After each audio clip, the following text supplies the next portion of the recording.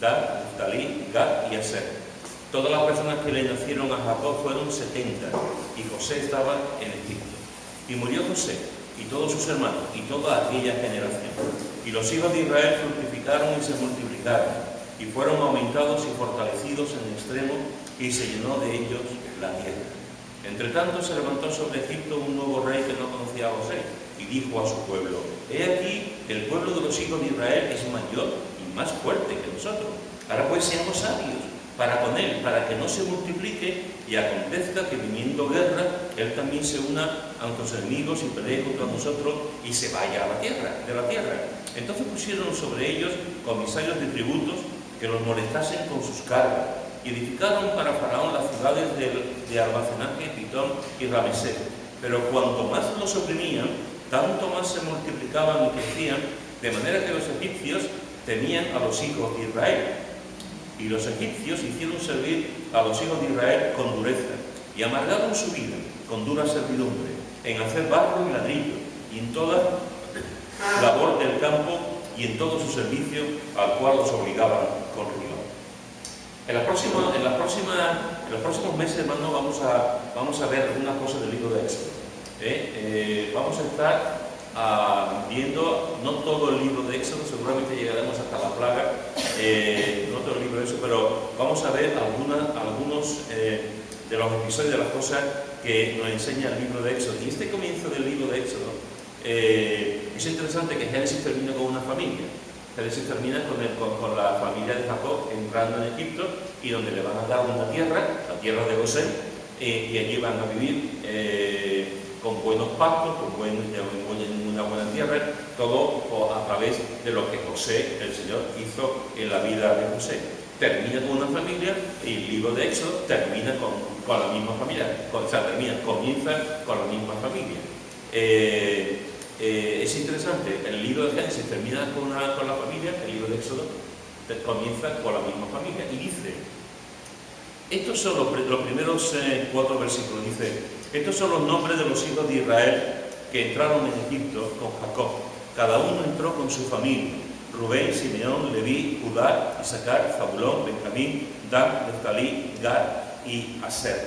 Fijaros, hermanos, que de alguna forma, desde el final de Génesis hasta el principio de Éxodo, el lazo de comunión que nos habla, el lazo de unión que nos habla en este final, de este capítulo, es la familia. La familia llega a Egipto, la familia se multiplica en Egipto, la familia pasa allí cientos de años, y ahí es cuando comienza realmente la historia de Israel. Si podemos decir que Génesis es la historia del principio del mundo, podemos decir que Éxodo es la historia del principio de Israel, del pueblo de Israel. Y comienza con una familia que el Señor, en su providencia y en su sabiduría, le dijo a Abraham: vas a tener una familia. Y no solamente vas a tener una familia, sino que su descendencia será mayor que la arena de la playa, mayor que la arena de los mares. Y así fue, y así sigue siendo. Y todo comienza con ese contraste guapísimo. Cada vez que le más morena. Más morena de la piel, porque del pelo todavía, así que fijaros que comienza con la familia, termina con la familia, comienza con la familia. Y esto es importante, hermano, a mi entender esto es importante. ¿Por qué un libro como Génesis termina con la historia de una familia? ¿Y por qué un libro como Éxodo empieza con la historia de una familia que va a cambiar el mundo? A raíz de esta familia van a tener una serie de hijos, van a tener una serie de descendencia, esa descendencia va a tener más hijos, y de esa descendencia va a llegar hasta el tronco de Isaí, va a llegar hasta Jesús, y Jesús va a venir a este mundo. La importancia, hermano, de una familia pequeñita que fue creciendo hasta llegar al momento en que no se podía contar su descendencia. Déjame decir algo que todos vosotros sabéis de sobra en el mundo en el que vivimos, y lo he dicho en muchas ocasiones en todos estos años. La familia está siendo atacada. Los cimientos de la familia, los fundamentos de la familia están siendo atacados. Y no está siendo atacada de forma sutil, no está siendo atacada de forma, digamos, dándole muchas vueltas al tema. No está siendo atacada de forma astuta. si por astucia entendemos que algo viene y no nos damos cuenta. Está siendo atacada frontalmente, está siendo atacada de una forma descarada, está siendo atacada sin ningún tipo de contemplación para imponer otro tipo de familia. Quieren desplazar la familia cristiana, quieren desplazar la familia en el plan como Dios lo ha hecho, y quieren poner otro tipo de familia, familias que ya vamos conociendo y que este es el principio de algo que no podemos saber a dónde puede llegar. Pero la familia va a ir a sitios que ni siquiera podemos imaginar en el día de hoy. Déjame decirte algo en esta tarde, y es que la familia es sumamente importante en el plan de Dios. La familia es sumamente importante en el plan de Dios, es importante en el plan de la Iglesia. Siempre he dicho que la Iglesia es familia de familia. Las familias bendecidas, las familias que realmente andan en los caminos del Señor, familias unidas, van a ser columnas en la Iglesia, porque al fin y al cabo somos hermanos en la fe, somos familias, y nos juntamos como familias en la Iglesia. Cuando tenemos una familia, hermanos y hermanas, la familia es un lugar donde nos amamos entre nosotros, entre la familia. La familia es un lugar donde nos apoyamos, la familia es un lugar donde estamos unidos. Qué bueno es que en la familia alguien te diga te quiero, y qué bueno es que en la familia alguien te diga puedes hacerlo. Y ahora, una de las cosas que sé que dentro de poco va a ocurrir es que tenemos una hermana entre nosotros muy rubia, que viene de Canadá, que tiene el pelo muy corto, que se sienta al lado de Susana. Susana no tiene nada que ver con ella. Tenemos una chiquilla, la piel muy blanca. Tenemos una chica aquí tremenda, no tiene gafas. Una chica tremenda. Esta chica tremenda va a estudiar Derecho. Aquí tenemos una futura abogado. Tenemos aquí una futura abogada, va a estudiar abogacía, fíjate. ¿Ustedes os imagináis que su madre le diga Derecho? Tú no estás preparada para estudiar Derecho. Tú lo que tienes en la familia se anima a la gente. La familia dice, yo quiero estudiar Derecho, y la familia va a decir, pues adelante, te apoyamos a estudiar Derecho, y vamos a sacar las cosas, vamos a intentar todos para que tú estudies Derecho. O que alguien diga, yo no quiero estudiar Derecho, pero yo quiero estudiar Mecánica, y los padres le digan, pues adelante, estudia Mecánica y vamos a ayudarte. La familia es un lugar donde nos apoyamos, la familia es un lugar donde nos alentamos, la familia es un lugar donde recobramos fuerza, la familia es un lugar donde tú vas como tú eres, como tú estás, y no tienes que ser hipócrita, no tienes que dar una cara, no tienes que hacer de cosas diferentes. Tú vas a tu casa y eres tú, en el mejor sentido de la palabra. Porque cuando estamos con la gente, quieras o no, estamos de una manera, estamos de otra, decimos ciertas cosas, tenemos como una especie de pantalla, pero en la casa no. La casa, como se decía siempre, la casa es el lugar de descanso, el lugar donde uno va y es uno, y no tiene que dar no tiene que aparentar otra cosa, porque en la familia nos conocemos los unos a los otros, y en la familia nos amamos los unos a los otros. No importa lo que uno haga, no importa lo que pase, la familia siempre está ahí para abrazar, para alentar, para animar, para querer, para orar los unos por los otros. Por eso es importante que este comienzo del libro de Éxodo comienza con la familia. ¿Por qué fue Abraham a rescatar a Lot cuando a Lot lo raptaron? Porque era su familia, porque era su sobrino. ¿Por qué se fue Ruth con Noemí? Porque Noemí era su familia, era lo que le quedaba, porque su esposo había muerto y su suegro también, y era lo que le quedaba, su familia, Noemí. Por eso se fue con Noemí a su tierra. ¿Por qué Job oraba por sus hijos cada mañana cuando sus hijos se juntaban para hacer fiesta? Porque eran su familia, porque eran sus hijos. Y Job no sabía lo que había ocurrido en esa fiesta y oraba delante de Dios, oraba por sus hijos. ¿Por qué nos preocupamos en la familia? Porque somos familia, Y la familia siempre estará Cuando tú tengas 90 años, cuando tengas 110 años, la familia continuará, estará ahí, siempre debe estar la familia. Y fijaros que aquí comienza la historia de este progreso, de esta multiplicación de esta familia, de este grupo que se va a convertir en Israel con una familia. Después dice, los versículos 5 y 6 dice, todas las personas que le nacieron a Jacob fueron 70, y José estaba en Egipto, y murió José, y todos sus hermanos, y toda aquella generación. Fijaros en 2 versículos la cantidad de cosas que se dice. La primera cosa que se dice es, todas las personas que nacieron a Jacob fueron 70. De 70, fijaros a dónde ha llegado Israel.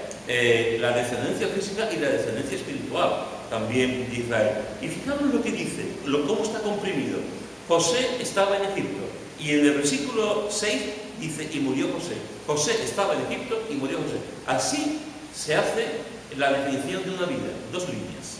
José estaba en Egipto y al momento siguiente José había muerto. Ese es el resumen de una vida. Fijaros, el resumen de una vida. Si tú vas a alguna parte de Israel y tú preguntas a alguien, ¿dónde está José? ¿Dónde lo sacaron los huesos de Egipto? ¿Dónde está? Y un hombre o una mujer te lleva a un sitio y dice, aquí están los huesos de José. Y tú verás en la lápida, José murió, como dice aquí. José estaba en Egipto y José murió. Eso no lo preguntes nunca, pero lo vas a encontrar. Pero fijaros, José estaba en Egipto y José murió. La sinopsis de una vida, la definición de una vida, 2 líneas. Salomón decía, y con razón decía, generación va y generación viene. Decía en XC, generación va y generación viene. ¿Qué pondrán en tu lápida? ¿Tú te has preguntado alguna vez? Porque hay gente con sentido de humor, No sé si tú has pensado alguna vez, cuando yo me vaya con el Señor, me voy a poner en mi lápida esto, no sé, tampoco quiero dar idea. Pero tú has pensado alguna vez en lo que vas a poner en tu lápida. Tengo que confesar que yo no. Yo todavía no he llegado a pensar en la que se va a poner en mi lápida. Si un versículo o alguna cosa, todavía no he llegado a pensar. Pero sería bueno quizá en un momento de la vida, sería bueno pensar qué queremos poner en nuestras lápidas. ¿Cómo se nos va a recordar? Generación va, generación viene. ¿Cómo se nos va a recordar? José estaba en Egipto y murió José. ¿Se nos va a recordar así? Hay algunas citas, esta semana estaba buscándolo, algunas citas con respecto a ciertas, en lápidas. Hay lápidas que son permitidme esta expresión, que te jacta el rey. Hay lápidas que son increíbles y son reales. He podido coger algunas y mirar algunas de las lápidas lo que pone. Una lápida, dice en la lápida, un amigo y yo apostamos quién aguantaba más debajo del agua. Gané yo. Otra lápida, dice, pone una suegra a su yerno. Descansa en paz hasta que volvamos a verlo. Descansa en paz hasta que volvamos a verlo. Otra lápida dice, aquí yace mi mujer, fría como siempre. Otra lápida, por fin dejé de fumar. Por fin dejé de fumar. Otra lápida, decirle a la Seguridad Social que ya no necesito la cita. Que ya no necesito la cita. Otra lápida, estoy aquí en contra de mi voluntad. Estoy aquí en contra de mi voluntad. Otra cita, estos días se me están haciendo eternos. Esta es muy buena. A mi marido fallecido, pone, a mi marido fallecido. Después de un año de matrimonio, a mi marido fallecido después de un año de matrimonio. Tu esposa, con profundo agradecimiento. Y termino con esta. Fallecido por la voluntad de Dios y mediante la ayuda de un médico imbécil. Así puedes ver, hay lápidas que realmente son tremendas, ¿no? Estas son lápidas que nos hacen, en fin, son para hacernos reír. Pero tú has pensado, como te he preguntado antes, qué vas a poner en tu lápida, y lo más importante, ¿tú has pensado cómo se te va a recordar? te va a recordar como aquí se dice, José estaba en Egipto y murió José. ¿Cómo la gente se va a acordar de ti? ¿Qué van a ver en tu lápida? ¿Qué van a ver en tu vida? Mirad lo que dice en Hechos, capítulo 13, versículo 36. Hechos, capítulo 13, versículo 36.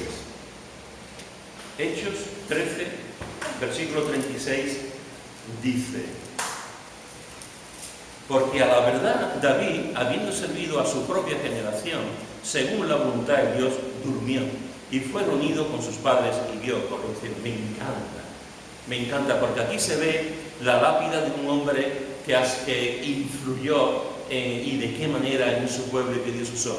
Aquí encontramos algo interesantísimo e importante. David, habiendo servido a su propia generación según la voluntad de Dios. Qué bueno que eso nos recuerde, hermanos y hermanas, como hombres y mujeres que hemos servido a nuestra generación. Hombres y mujeres, el otro día estaba escuchando a José Pablo Sánchez, director del programa de Buena Noticia, el domingo pasado, mientras estaba desayunando, lo estábamos viendo, y ya se ha jubilado. Se ha jubilado ya después de 29 años de responsable de ese programa de Buenas Noticias de televisión y también de la radio, y de años anteriores que estuvo de pastor en una iglesia en Madrid. Ya está jubilado, ha servido en su propia generación y seguirá sirviendo. El secretario general de la FIDE también se va a jubilar, Francisco Portillo, ha servido en su propia generación, seguirá sirviendo, pero ha servido en su propia generación. ¿Qué se va a recordar de nosotros? ¿Qué se va a recordar de nosotros? La gente nos va a recordar cómo ha servido a su propia generación. Está sirviendo, ha trabajado en la obra de Dios, ha hecho las cosas lo mejor que ha podido en la obra de Dios. David lo hizo. David estuvo sirviendo en su propia generación. Que se te recuerde como un hombre, como una mujer, como un joven que está sirviendo en la obra de Dios en tu propia generación, haciendo la diferencia, cambiando y transformando la vida de las personas. Y mira lo que dice en Jueces, en el capítulo 2, versículos 6 al 10. Jueces, capítulo 2, versículos 6 al 10, dice: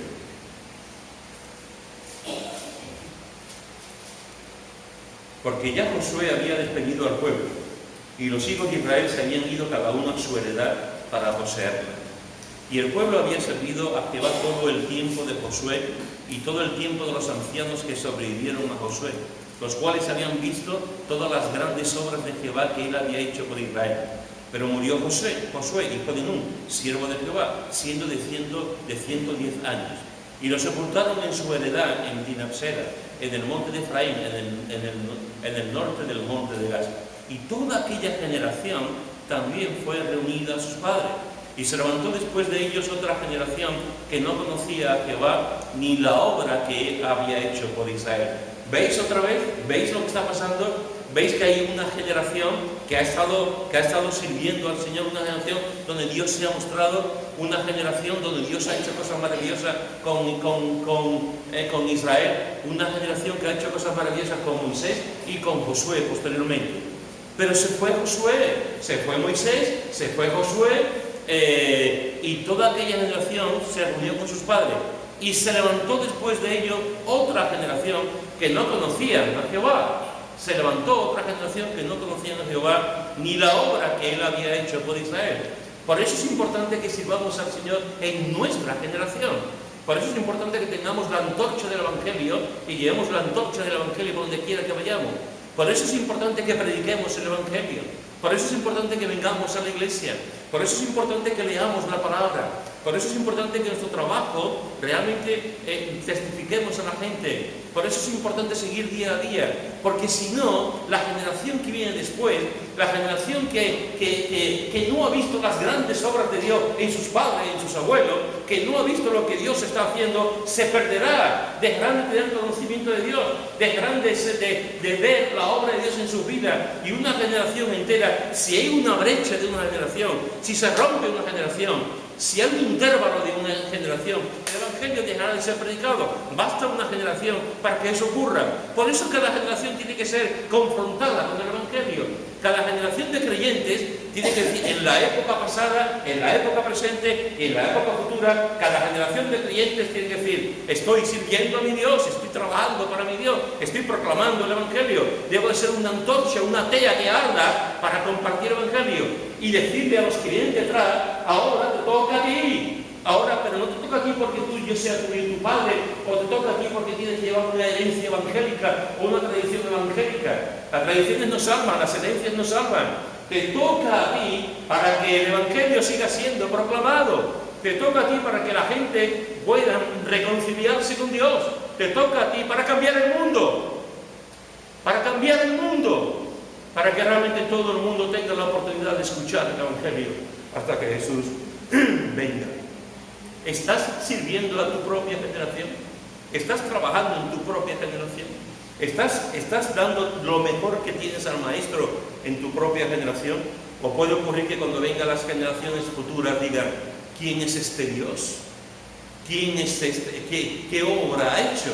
¿Por qué estamos aquí? Y poco a poco nos vayamos olvidando de lo que es Dios, nos vayamos olvidando de quién es Dios, nos vayamos olvidando de la obra de Cristo en la cruz.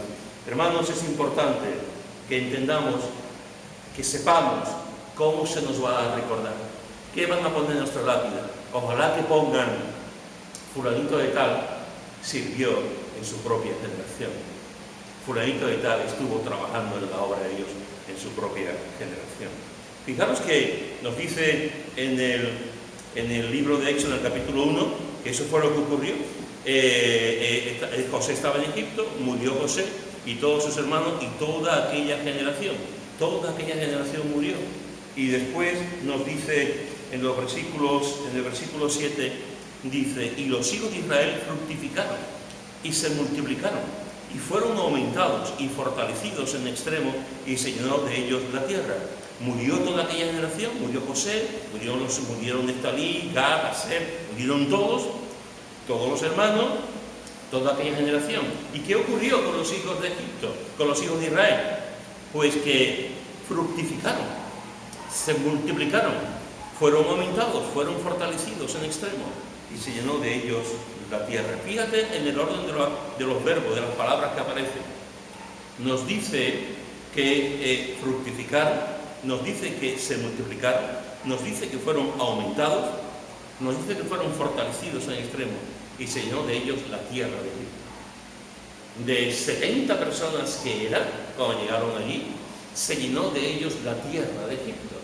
Se llenó de judíos, de israelitas, aquella tierra durante que estuvieron 400 años allí, se llenó de ellos la tierra y fueron multiplicados, se fueron extendiendo. De alguna forma, Israel también nos enseña en este texto, de alguna forma Israel es un prototipo también de la esclavitud en Egipto, es un prototipo también, un tipo en el que encontramos acerca de lo que Dios también ha hecho en su iglesia. Dios también ha hecho. ¿Cómo comenzó la iglesia, hermanos y hermanas? Con 12 personas. Con 12 personas. De esas 12 personas, uno fue un traidor. De esas 12 personas, uno negó a Jesús. Y el resto realmente lo dejó también, lo abandonó. Pero de esas 12 personas que Jesús escogió y se llevó toda una noche orando para que estuviesen con Él, para prepararles, para que echasen fuera demonios, para que predicasen el Evangelio, simplemente estar con Él. De esas 12 personas, estamos aquí, hemos llegado aquí. La generación de Pedro y Pablo predicó el Evangelio. La generación que vinieron después de Pablo predicó el Evangelio. La generación de Timoteo predicó el Evangelio. La generación de tal y tal y tal predicó el Evangelio hasta el día de hoy, hasta este momento. Y comenzaron con 12. Israel comenzó con 70 y se multiplicó en aquel momento dentro de la esclavitud. No se multiplicó en un estado de bienaventuranza, no se multiplicó estando todo bien, no se multiplicó con caviar y con champán, se multiplicó en Egipto bajo la esclavitud, que después veremos. Y en todo ese tiempo, en esos años, Israel se multiplicó. ¿Cómo se multiplicó la iglesia? La iglesia se multiplicó con esos 12 hombres, con las mujeres que también estaban, con los 70 y con la gente que se convirtió, los 3.000 que se convirtieron, los 5.000 que después se convirtieron, los sacerdotes que después se convertían, las miles de personas que se convertían, y cómo los creyentes después de la dispersión, después de la persecución, iban por toda Judea, por toda aquella parte, hasta lo último de la tierra, predicando el Evangelio. Por eso se extendió el Evangelio. Por eso se envió la proclamación de Cristo, porque un grupo de 12 personas, cambiadas, fortalecidas, transformadas, enseñadas, llenas del Espíritu Santo, cambiaron la faz del mundo y la siguen cambiando. 12 personas. Y de lo mismo que se multiplicó Israel en la esclavitud, la iglesia primitiva también se multiplicó, porque era el plan divino del Señor. Mirad lo que dice en Hechos capítulo 2, Hechos capítulo 2, versículo 41 al 47. Hechos capítulo 2, versículo 41 al 47.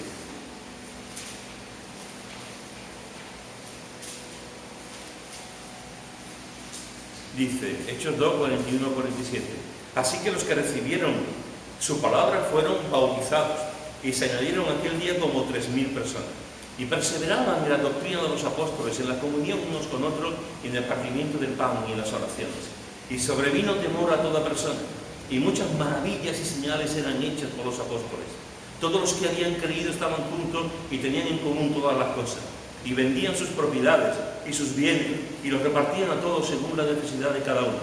Y perseverando unánimes cada día en el templo, y partiendo el pan en las casas, comían juntos con alegría y sencillez de corazón, alabando a Dios y teniendo favor con todo el pueblo. Y el Señor, fijaros lo que dice, el Señor añadía cada día a la iglesia los que habían de ser salvos.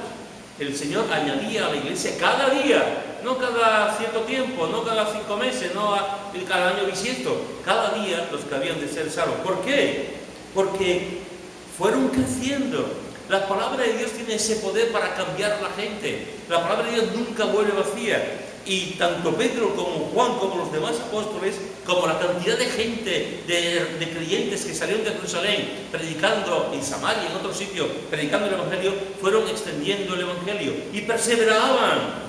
Y seguían en la doctrina de los apóstoles, en la comunión, en el pan y en el vino, en las oraciones.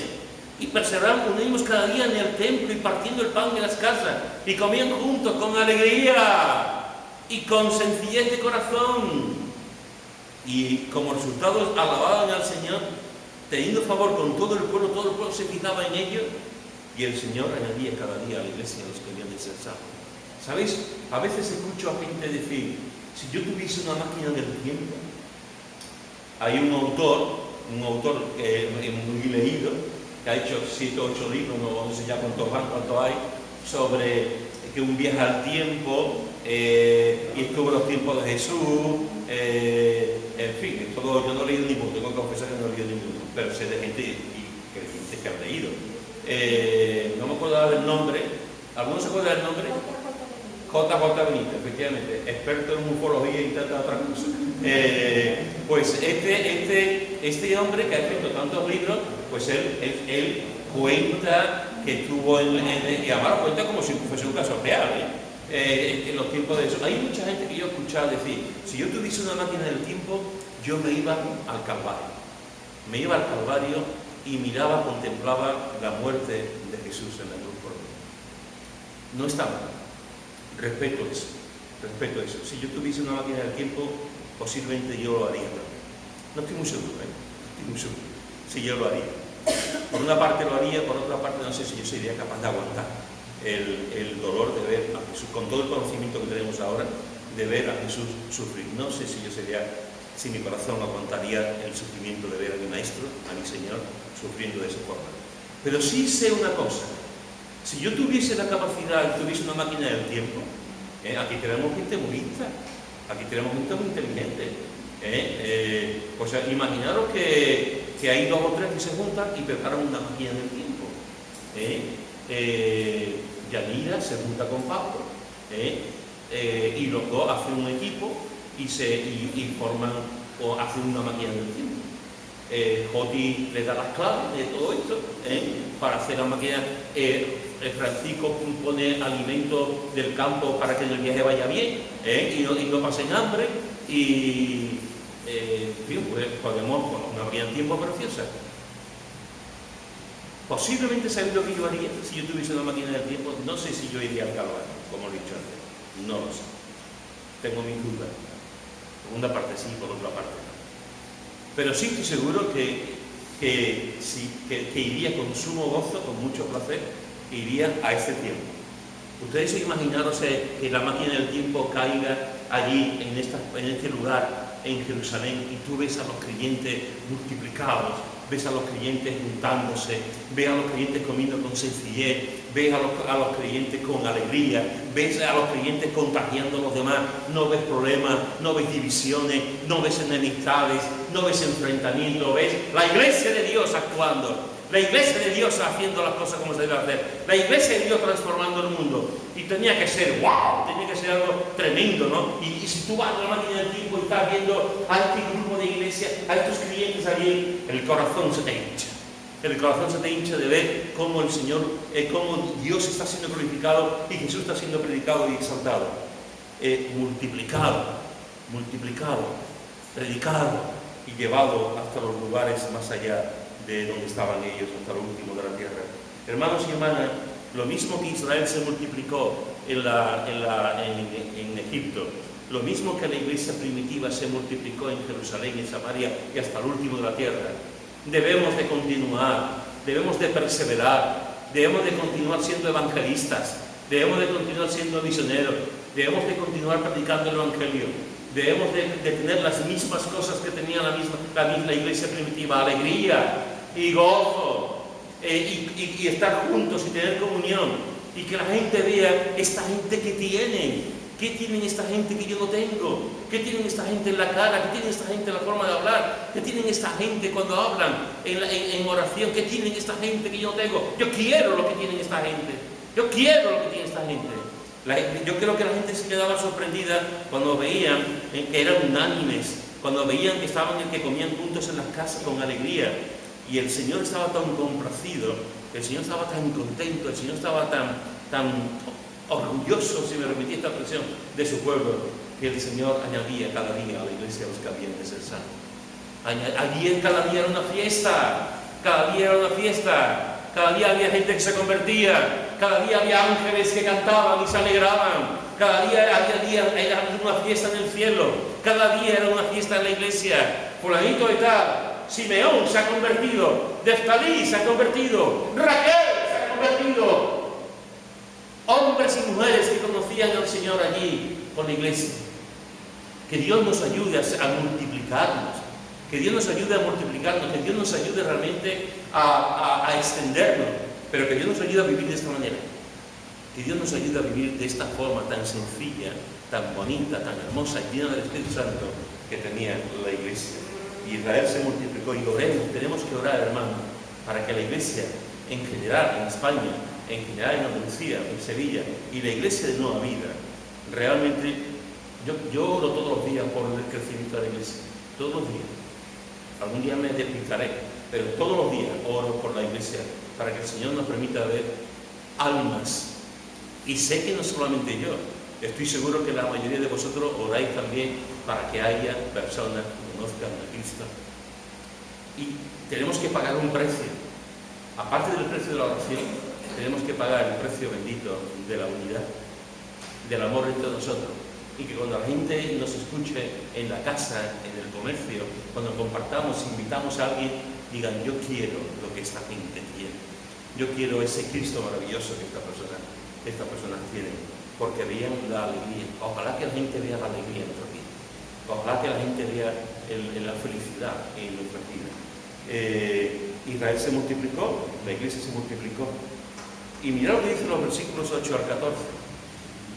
Entre tanto se levantó sobre Egipto un nuevo rey que no conocía a José, y dijo a su pueblo: he aquí, el pueblo de los hijos de Israel es mayor y más fuerte que nosotros.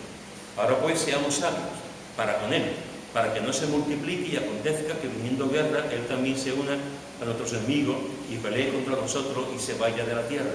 Entonces pusieron sobre ellos comisarios de tributos que los molestasen con sus cargas y edificaron para Faraón las ciudades de almacenaje, Pitón y Ramesés.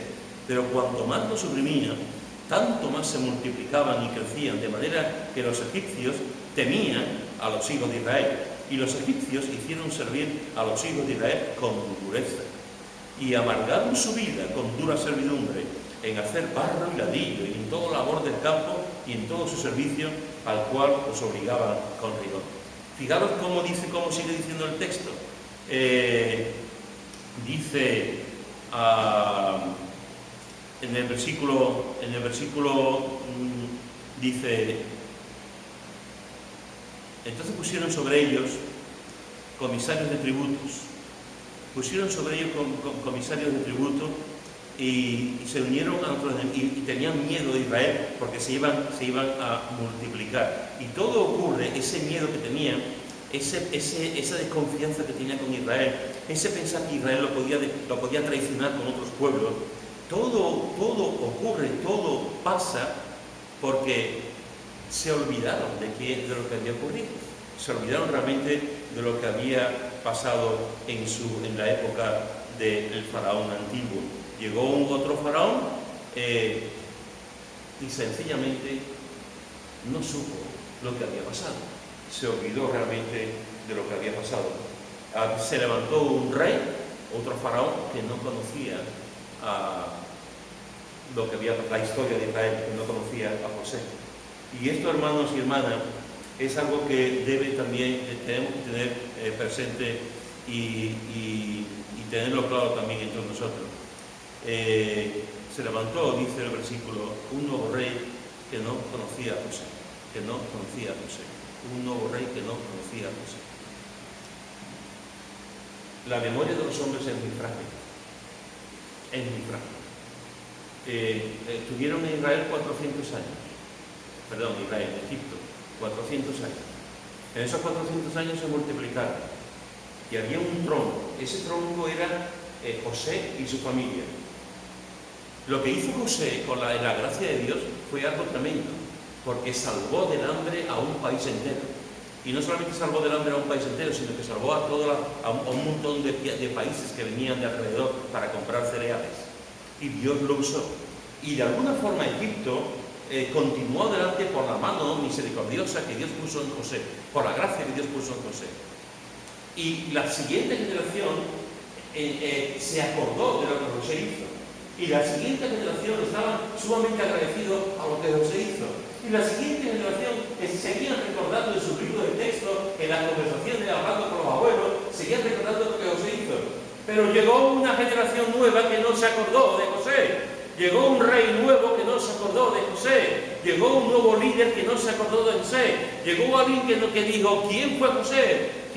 Explicarme. Alguien que no cogió los libros antiguos, los documentos antiguos, para ver quién era José. Alguien que llegó y no supo quién era José. No sabía lo que José se había hecho. No sabía que ellos estaban ahí porque José había sido usado por Dios para que Egipto siguiera comiendo y no desfalleciera de hambre. Se levantó un nuevo rey y no sabía nada de José. Eso es lo que ocurre desgraciadamente en nuestras vidas, hermanos y hermanas. Un día van y te aplauden, y otro día van y dicen, ¿tú quién eres? Y dice, pues si me acabas de aplaudir hace 2 días. Y te aplauden y están contigo. La gente se acuerda de ti un día y al día siguiente no se acuerda. La gente se acuerda de ti durante un tiempo y un tiempo después no se acuerda. Aquí se levantó un nuevo rey y no se acordó de Jesús, de José. Nos acordamos nosotros, hermanos, de lo que Dios ha hecho. ¿Te acuerdas de lo que Dios ha hecho en tu vida? ¿Te acuerdas del día que te rescató? ¿Te acuerdas de cómo has cambiado? ¿Te acuerdas de la obra maravillosa de restauración que Él ha hecho en tu vida? ¿Te acuerdas de cómo te ha transformado? ¿Te acuerdas? ¿Te acuerdas de aquel hermano, de aquella hermana que hace tantos años te dio un abrazo? ¿Te acuerdas de aquel hermano, aquella hermana, aquella familia que te ayudó económicamente? ¿Te acuerdas de aquella persona que de alguna forma te retó a que siguieras en el Señor, o nos olvidamos de la gente. Nos olvidamos de aquellos que impactaron nuestra vida. Nos olvidamos de ese Jesús que murió en la cruz. Nos olvidamos de lo que hizo en nuestro corazón. Aquí se levantó un nuevo rey que no conocía a José. Y se preocupó, porque resulta que había miles de judíos, miles de israelitas por allí en Egipto. Y si no tenían cuidado, los israelitas iban a hacer más que los egipcios. Y el hombre tiene miedo. Estos son esclavos, están aquí con nosotros. Están aquí con nosotros. Y si viene el enemigo y se junta con el enemigo, y si se convierten nos atacan a nosotros, y si van a prevalecer por encima de nosotros, y sí, cuánto daño hacen, y sí, nos hace a nosotros esas palabras. ¿Y sabéis lo que al final realmente pasó en Egipto? Lo que pasó en la vida de este faraón fue que tuvo miedo, esa fue la realidad. Mirad lo que dice el versículo 12, pero cuanto más los oprimían, tanto más se multiplicaban y crecían, de manera que los egipcios temían a los hijos de Israel. Temían a los hijos de Israel. Israelitas, a esclavitud. Israelitas, a hacer obra. Israelitas, a tener dieta. Israelitas, a latigazos aquellos. Israelitas, a prisiones. Israelitas, a aplastaros. Pero resulta que todas las cosas que hacían seguían multiplicándose. En vez de ir para atrás, en vez de ir desapareciendo, pues lo que iban era que se iban multiplicando bajo la gracia de Dios. Y Faraón y los egipcios se quedaban diciendo, pero ¿cómo es posible? Todo lo que estamos haciendo, las cargas que le estamos poniendo, la privación de la libertad, la dureza, el castigo, la matanza, y sigue multiplicándose. Y claro, no me extraña lo que dice aquí. Le tenían miedo. Porque estaban intentando hacer las cosas para que desaparecieran, y sin embargo no desaparecían, a la vez se multiplicaban y le tenían miedo. ¿Sabéis, hermanos y hermanas? El miedo provoca tres cosas. El miedo provoca muchas cosas, pero el miedo provoca, entre las muchas cosas que provoca tres. La primera es que el miedo provoca desconfianza. En segundo lugar, el miedo provoca rechazo. Y en tercer lugar, el miedo provoca violencia. Que se lo pregunten a los negros que el Ku Klux Klan mataba. Que se lo pregunten a los rusos que Stalin mataba. Que se lo pregunten a la gente que el nazismo mataba. Que se lo pregunten a la gente que estaba atemorizada. Que se lo pregunten a la gente que tiene miedo, que se meten debajo de las camas para no ver a alguien. El miedo a los demás provoca desconfianza. El miedo a una raza, el miedo a una religión, el miedo a un grupo, el miedo a un hombre, provoca desconfianza. De esa desconfianza provoca rechazo hacia ti, porque como no te conozco, no sé quién eres, no sé lo que provoca ese rechazo a ti, y al final provoca violencia. Cuando hay personas que se juntan entre ellos los fuertes, ¿no? Esta gente que son muy potentes, no están en manada, no están en grupo, y son capaces de irse a una persona y matarlo, darle golpes, porque te provoca algo en ti, te provoca esa persona que tú no conoces, te provoca violencia. Y vas y puedes matar a un indigente, puedes matar a una persona con algún problema físico, puedes golpear a alguien simplemente porque no te cae bien, porque es de otro país, porque gana más dinero que tú, porque le tienes envidia, porque el miedo hace eso. Y hay que tener cuidado. Los gobiernos usan el miedo para prevalecer. Las tácticas del miedo no son de ahora, son de muchos años, de siglos. Y el problema es cuando nosotros tenemos miedo, que nos puede ocurrir eso. Miedo a lo desconocido, miedo a una familia, miedo a una persona que entra en la iglesia, miedo a gente que no sabemos, miedo a ideas, miedo. Y el miedo va a provocar desconfianza, rechazo y violencia en muchas ocasiones. Eso fue lo que provocó en el pueblo de Egipto. Eso fue lo que provocó en el corazón del faraón, porque tenía miedo de que Israel, a pesar de todo lo que estaban haciendo, estaba contemplando. Cuidado con el miedo. Hace años una hermana en Montreal me dijo, y lo tengo subrayado en otra Biblia, hace muchos años me decía, ¿sabes, Pedro? He dejado de tener miedo al miedo. He dejado de tener miedo al miedo. Ya no le tengo miedo. Ya no le tengo temor al miedo. No le tengas miedo al miedo. Porque si le tienes temor al miedo, el miedo te va a agarrar. Si le tienes temor al miedo, te va a coger, te va a hacer su prisionero. Si le tienes temor al miedo, vas a ver las cosas de forma muy subjetiva. Si tienes miedo y vas a coger miedo, vas a dejar de confiar plenamente en Dios. No pretengas miedo al miedo. Ve para adelante, con valentía, la valentía que Dios da. Ve para adelante, porque el miedo, como dijo aquel en una película, el miedo no es una opción. Seguimos adelante, siempre. No permitas que tu corazón haya miedo a nada, ni a nadie. Y continuamos adelante, hermanos. A pesar de los faraones de turno, a pesar de la gente de turno mala, a pesar de todo ese tipo de cosas, seguimos adelante. Te he dicho esta tarde alguna cosa que creo que es muy importante. Te he dicho que el libro de Génesis termina con una familia y el libro de Éxodo comienza con una familia. Te he dicho que esta familia estaban allí y llegó un momento en que José y toda aquella generación murió. Y te he dicho la importancia de vivir nuestra generación. Te he dicho que tenemos que, como David, que sirvió a su generación.